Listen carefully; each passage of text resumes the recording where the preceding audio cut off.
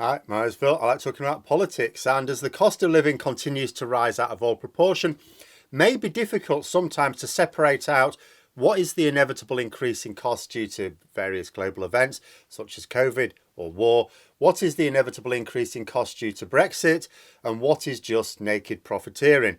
But we can certainly drill down on some of these. But first, if you'd like to be notified of daily news and politics, please subscribe to the channel and click the bell notification icon.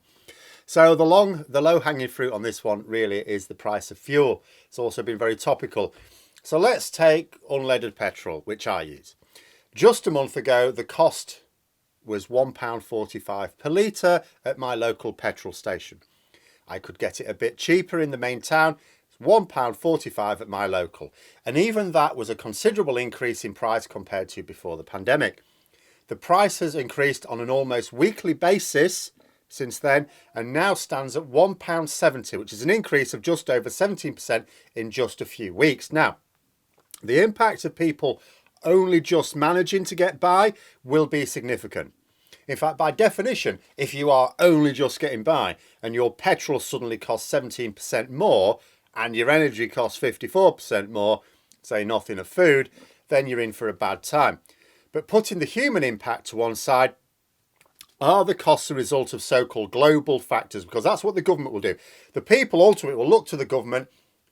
I can't live like this. What are you going to do about it? The Conservative government attempt to say, well, it's out of our control. Is it?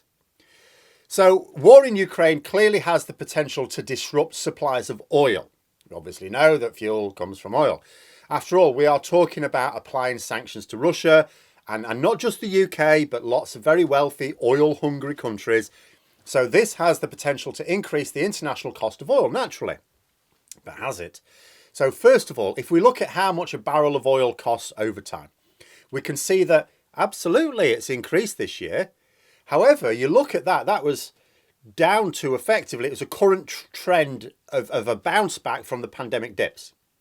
I mean, the price clearly goes up and down a fair bit to various reasons. I mean, it increased sharply during the noughties, for example.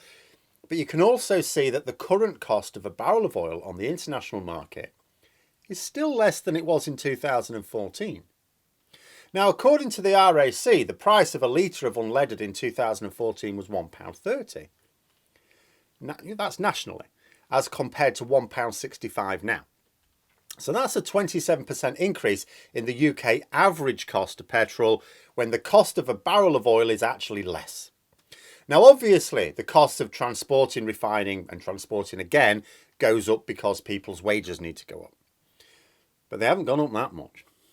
What has happened here is that oil companies are bringing in higher profits over time.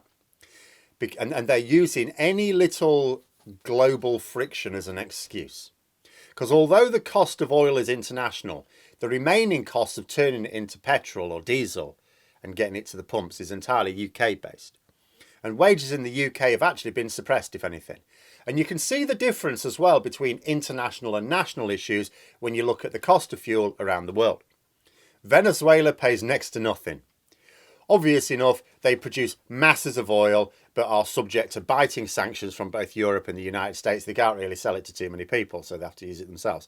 In fact, I couldn't believe my eyes.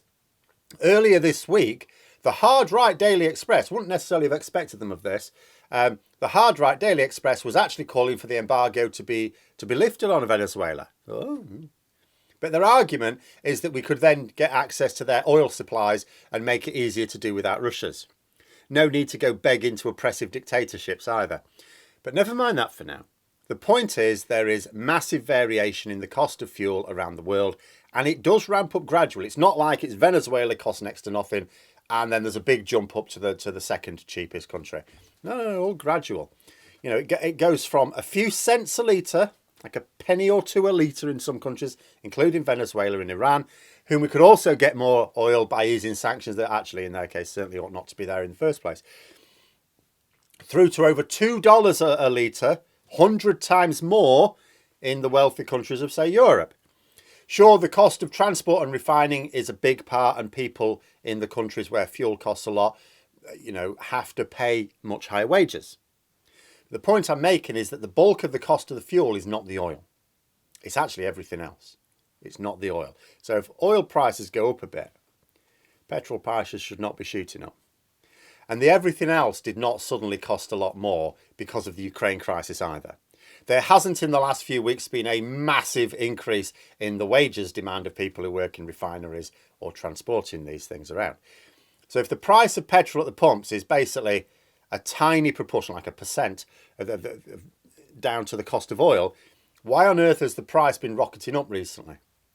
What justification is there for letting prices go up week after week? Because it's not like it went up a big amount and then stayed there. Every single week it's gone up again when nothing has changed in terms of the cost of producing the fuel. And when the last time the price of oil was this high, the cost of fuel was way lower. There isn't any that I can see or have been able to find. What we have here is profiteering that governments, not just ours, but governments in general are permitting. Though when it comes to the price of fuel in the UK, that is entirely down to the UK government. We buy the oil. At that point, the international impacts are ended because we buy the oil, but we have our own refineries. We transport it around the country to the pumps ourselves. All of that is done with British-based workers and facilities. Yes, the wages for tanker drivers has gone up. That's Brexit, not Russia though. And nothing spectacular changed on that front in the past few weeks. So what could be done?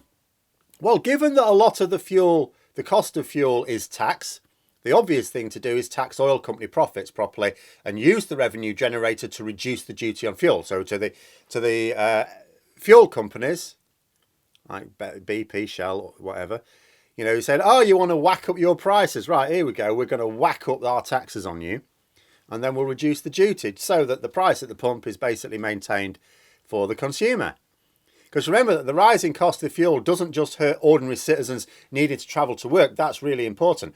Whacks up the cost of haulage. That in turn makes all retail goods more expensive. So you don't just pay more at the pump. You are going to end up paying more for goods as well, including essentials like food and clothing. Preventing steep rises in the cost of fuel should really be taken much more seriously by governments, especially when they have the levers at their disposal to intervene. Of course, the prospect of applying taxes to large corporations, the usual Conservative counter-argument is, well, they'll just increase their prices to maintain their profits. Well, if they want to take part in a sort of arms war of that kind, the government could have a quiet word with these companies, point out that their profits are getting out of control, say, we insist that the price is maintained at this reasonable level. We will tax you to make sure it does, so that we can pass on the savings to the consumer. If you wish to engage in this sort of price war with us, we may just have to consider imposing price controls if you don't stop taking the piss.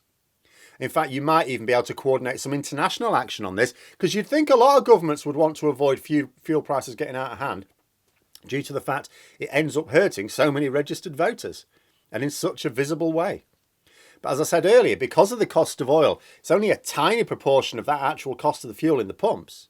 The government could easily have prevented these price increases. That they have not is because they don't want to. And I get that Conservatives don't like interfering. And I also get that any sort of government has to be a little bit careful because the billionaire media will be straight on their backs. But the Conservatives in particular, laissez-faire is their long established motto. But fuel is an incredibly tricky commodity. Like I say, you let the price of fuel go up, squeezes ordinary families where people need to travel to work. You somehow then turn their just about okay income into actually not covering the bills at all. The old choosing between heating and eating for ordinary workers who've actually managed to get by for so many years. And it doesn't matter whether they're having to travel to work by their own vehicle or public transport, all goes up. But then you increase the cost of haulage, so retail goods, including food, including clothing, including medicines, goes up. Even ferry companies feel the squeeze. Not that P&O get to blame that, but they can blame government policies in general. So there we are. Those are my thoughts. Let me know yours in the comments below. I hope you found the video interesting. If you did, don't forget to click the like button. If you'd like to support the channel further, please also click the Patreon link for details. And until next time, I'll see you later.